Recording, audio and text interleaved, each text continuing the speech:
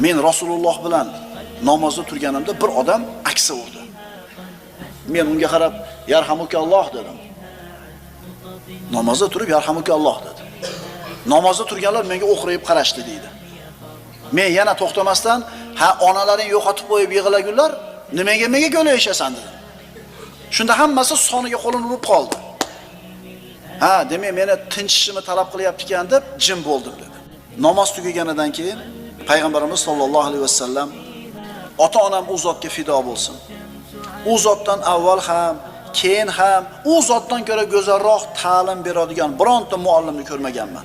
Allohga qasam, g'udirama degan, urmadi ham, so'kmadi ham. Nima dedi? Albatta bu namozdir. Unda odamlarning so'zlarini gapirish mumkin emas. Albatta u namoz, tasbih, takbir va Qur'on tilovatidir.